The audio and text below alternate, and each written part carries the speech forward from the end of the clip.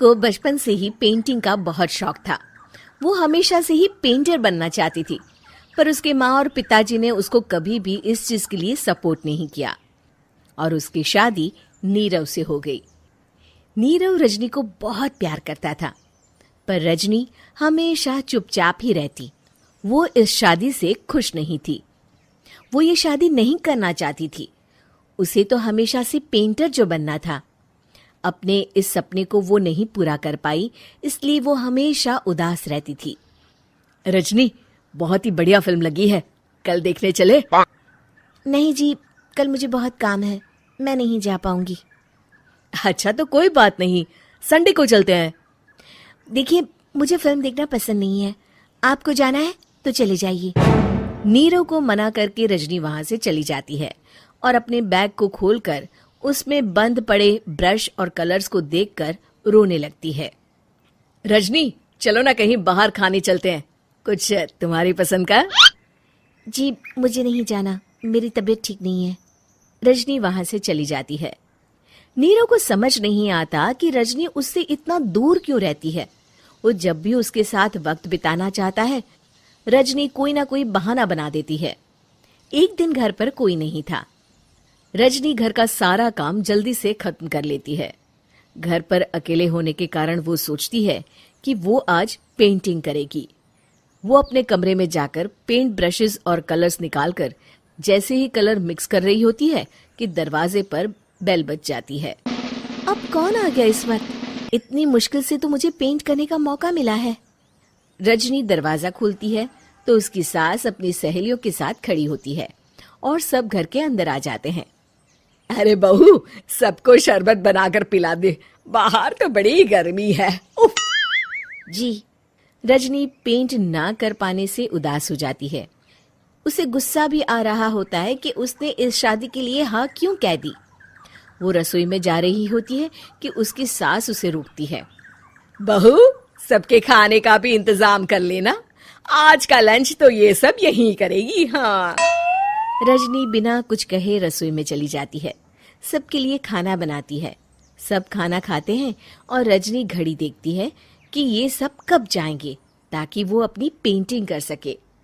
जब शाम होती है तब सब चले जाते हैं अपने घर। अरे बहू, सब तेरे खाने की तो बहुत तारीफ कर रहे थे, सबको बहुत अच्छा लगा खाना। आपको मुझे सुबह बताना चाहिए था ना कि आपकी सहेलियां आ रही हैं।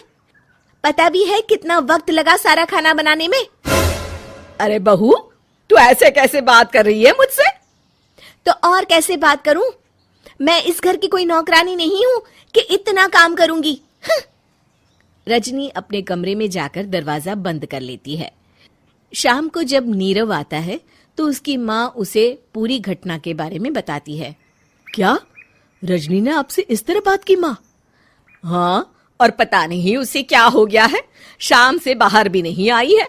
मैंने तो कई बार आवाज दी, खाना भी नहीं खाया उसने। तू ही बात करके देख ले बेटा। नीरव अपने कमरे का दरवाजा खटखटाता है। रजनी, दरवाजा खोलो, मैं हूं। रजनी दरवाजा खोलती है और फिर वापस जाकर अपने बिस्तर पर लेट जाती है।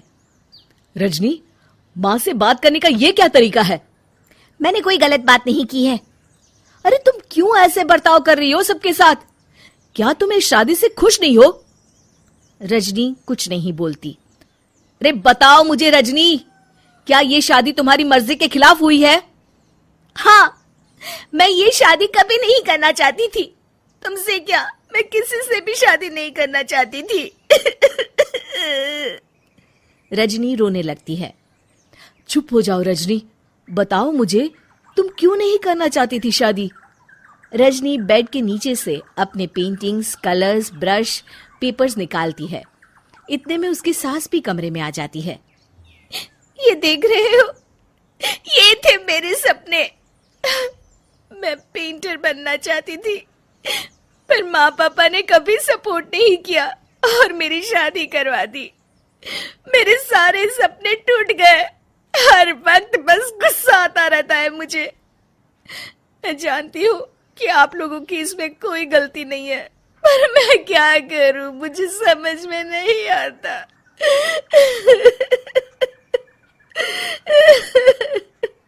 रजनी फूट फूट कर रोने लगती है।